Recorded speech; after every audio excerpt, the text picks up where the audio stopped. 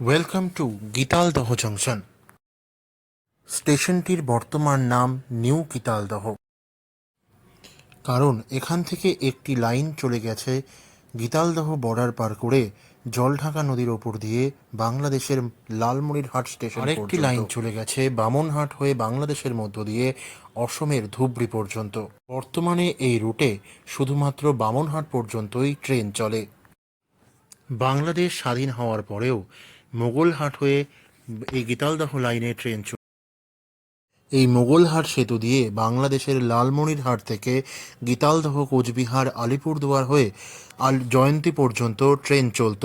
জলঢাকা নদীর প্রবল বন্যায় এই মোগলহাট সেতুটি প্রবলভাবে ক্ষতিগ্রস্ত হয়, আর তারপরেই বাংলাদেশের সাথে ভারতবর্ষের রেল যোগাযোগ কার্যত বিচ্ছিন্ন হয়ে যায়। এখান দিয়ে স্থলবন্দর এবং রেল যোগাযোগ একসাথেই ছিল। এই বৃষ্টি ধ্বংস হয়ে যাওয়ার পর স্থলবন্দরটিকে চ্যাংড়াবান্ধা বুড়িমারিতে নিয়ে যাওয়া হয়েছে। মোগলহাট ব্রিজ দর্শন করে এবার চলে এসেছি নিউ গীতালদহ স্টেশনে, যেটা আগে গীতালদহ জংশন ছিল।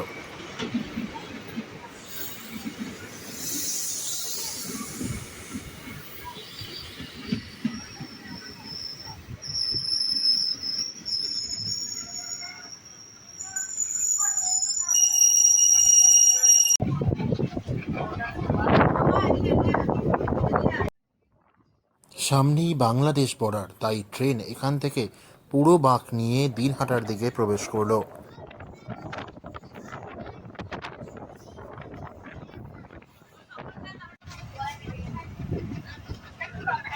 এবার আমরা পার করছি ফলিমারি স্টেশন। কোনো ব্যাকগ্রাউন্ড মিউজিক এখানে দিইনি, কারণ অ্যালকোর এই আওয়াজটা শুনতে খুবই ভালো লাগে।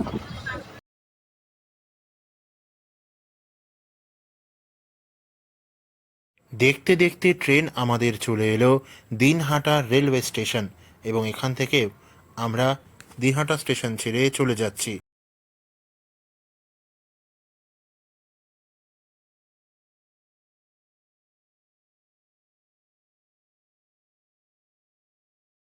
দেখতে দেখতে আমরা পার করছি Dinhata college halt railway station.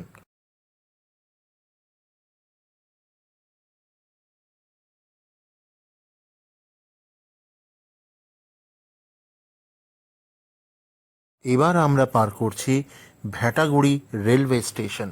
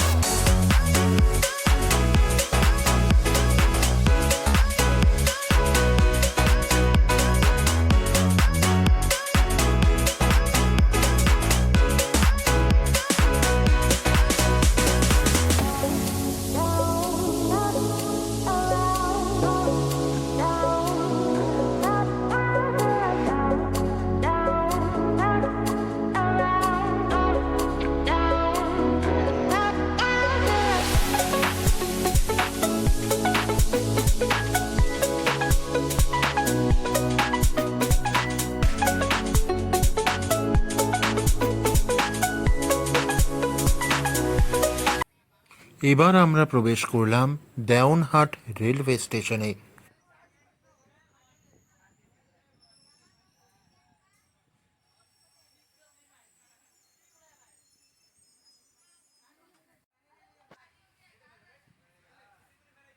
ছেড়ে চলে যাচ্ছি দেওয়ানহাট রেলওয়ে স্টেশন।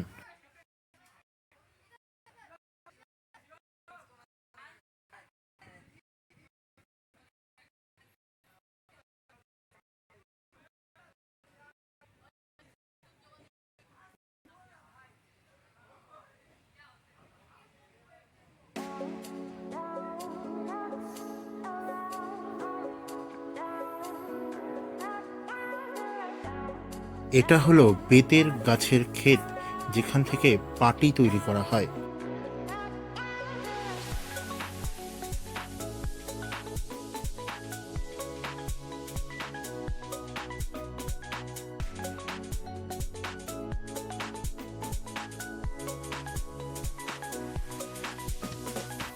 আমরা পার করছি ঘুঘুমারি রেলগেট।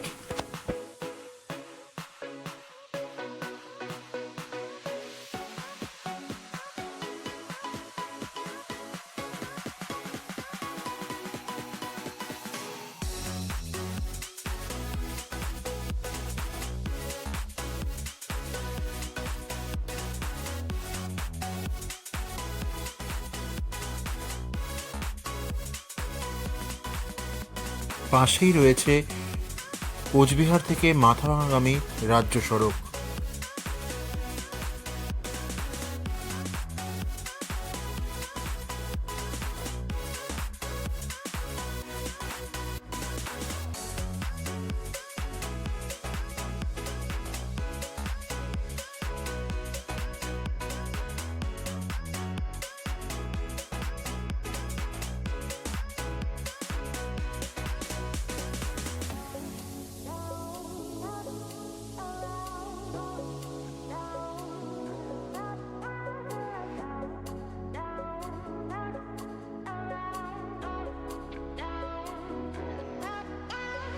এই তোরসা নদীর বাঁধের পাশেই রয়েছে আমার বাড়ি ঘুঘুমারি।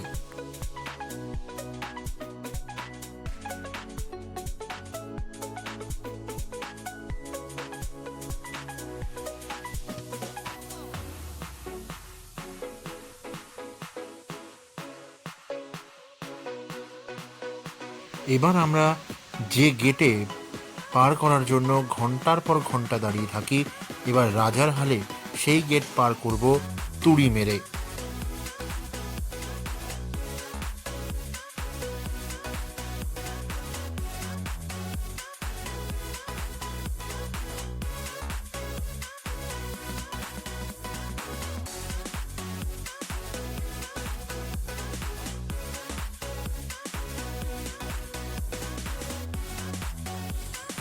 এবার আমরা নেমে পড়ব কোচবিহার রেলওয়ে স্টেশনে।